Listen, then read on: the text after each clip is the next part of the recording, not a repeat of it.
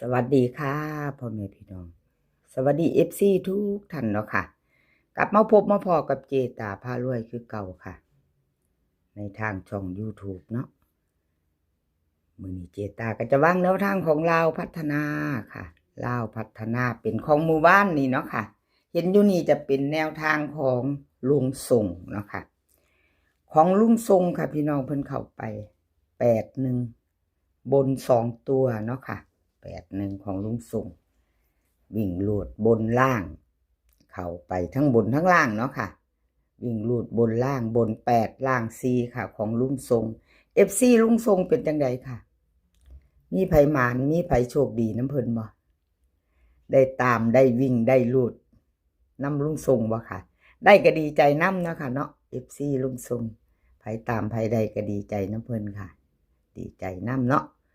แนวทางใหม่เพิ่นก็ให้เจตามาแล้วค่ะกราบขอบคุญขอบคุณลุงทรงหลายๆเด้อค่ะที่ให้แนวทางมาวางทางช่องเนาะกราบขอบพระคุณเป็นอย่างสูงค่ะมาตามใหม่ไปต่อวันที่24เนาะค่ะ24เป็นวันศุกร์เนาะค่ะเป็นวันศุกร์เจตาลงให้ก่อนมือนึงเนาะค่ะลงลุงทรงค่ะลาวพัฒนาวิ่งลูดบนล่างของเพิ่นเนาะค่ะเพิ่นให้มา1กับ7ค่ะ1กับ7 2ตัว6หาง31171101616167ค่ะ3ตัว3หางค่ะ671667 611ค่ะวิ่งเพิ่นเด่นบนเนาะค่ะล่าง7วงกลมให้ตัวเดียวคือ1เนาะ2ตัวนี้เพิ่นเน้น4หางค่ะ01677111ค่ะ3ตัวนี้เน้นหมดเด้อค่ะนี่พี่น้องที่สีแดงเนาะค่ะสีแดงที่เจตาวงให้3หาง3ตัวค่ะพิจารณาเอาชอบกระจัดพิจารณาเอาแนวทางใหม่ของลุงทรงค่ะไปรุ่นกัน2 ทุ่มครึ่งเนาะค่ะ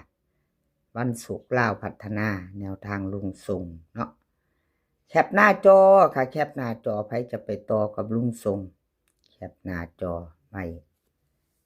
รุ่นกันเนาะค่ะแคปหน้าจอเราไปต่อของใครแคปหน้าจอไว้ปล่อยเป็ดค่ะปล่อยเป็ดเพิ่นกะวันที่22เนาะค่ะหลุดไปบ่เป็นยังค่ะเจตาให้กำลังใจคือเก่าเลขทุกตัวเอามาวางเพื่อเป็นแนวทางค่ะโปรดใช้วิจารณญาณในการรับชมเป็นอย่างสูงเนาะปล่อยเป็ดลาวพัฒนาค่ะแนวทางวันที่22ลาวพัฒนาออก918ค่ะแล้วก็49เนาะของปล่อยเป็ดบ่เดินบ่เข้าบ่มาเนาะค่ะก็บ่เป็นหยังเนาะค่ะเป็นเพียงแนวทางเนาะค่ะเจตาให้กำลังแรงใจเด้อค่ะปล่อยเป็ดแนวทางใหม่เพิ่นก็ให้มาแล้วค่ะให้มาแล้วกราบขอบคุญขอบคุณปล่อยเป็ดหลายๆเด้อค่ะที่ให้แนวทางมาวางทางช่องเจตาเนาะกราบขอบพระคุณเป็นอย่างสูงค่ะมาไปรุ่นใหม่ค่ะวันที่24แนวทางใหม่ของปล่อยเป็ดปล่อยเป็ดลาวพัฒนาค่ะเพิ่นให้มาแล้ววิ่งรูด9กับ4ค่ะ2ตัวนี่5หางเนาะค่ะ90914041แล้วก็94ค่ะ94 3ตัวนี้1หาง940นี่4ตัวค่ะ4ตัว1หาง4ตัว1หางเนาะค่ะ1940 3ตัวนี่ก็1หางเนาะค่ะวิ่งรูด9กับ4ค่ะเพิ่นเด่น95หางนี่เพิ่นเน้น3คู่เด้อค่ะเน้น3หาง90 40 94ค่ะ94อะไรก็เกิดขึ้นได้แล้วเนาะพี่น้องเนาะตัวเก่าก็มาได้อะไรก็เกิดขึ้นได้กับแนวทางลาวพัฒนาเนาะค่ะเน้น3ตัว4ตัวเนาะค่ะพิจารณาเอา ไปกับอปอยเป็ด2 ทุ่มครึ่งลาวพัฒนาค่ะ FC อปอยเป็ดแคปหน้าจอค่ะแคปหน้าจอไปต่อไปรุ่นกันไหมเนาะค่ะไปไหมวันที่ไหมไปกับอปอยเป็ดแคปหน้าจอค่ะกับขอบบุญขอบคุณอปอยเป็ดค่ะที่ให้แนวทางมาว่างทางช่องแล้วก็FCนำเนาะค่ะค่ะก็ได้กำลังใจเจตาเนาะเอาไปต่อค่ะไปต่อแนวทางพ่อเก่งกับรูดไปค่ะโบเดินเนาะ918449ล่างวันที่22แล้วค่ะประวัติของแนวทางพ่อเก่งโบเดินเนาะค่ะแนวทางไม่เข้าบ่เป็นยังค่ะเจตาให้กำลังใจเด้อค่ะพ่อเก่งแนวทางใหม่กับมาลุ้นกันใหม่ไปต่อค่ะเพิ่นให้มาแล้วกราบขอบคุญขอบคุณแนวทางพ่อเก่งหลายๆเด้อค่ะที่ให้มาวางทางช่องเนาะเป็นแนวทางกราบขอบคุณเป็นอย่างสูงลาวพัฒนาค่ะลาวพัฒนาวิ่งลูดค่ะเพิ่นให้มา4กับ2ค่ะ2โต4หาง43 42 25 26ค่ะเบิ้ล4422 3ตัว3หางค่ะ3ตัว3หาง425 243 262ค่ะเด่นล่อง4เด่น2เด้อค่ะวิ่งลูดสายวิ่งสายลูดจับตามอง2ค่ะวงกลมให้2ตัวเดียวเน้น2หางค่ะ2ตัว42กับ25ค่ะ3ตัวเน้น2หาง425 262ค่ะใครจะตาม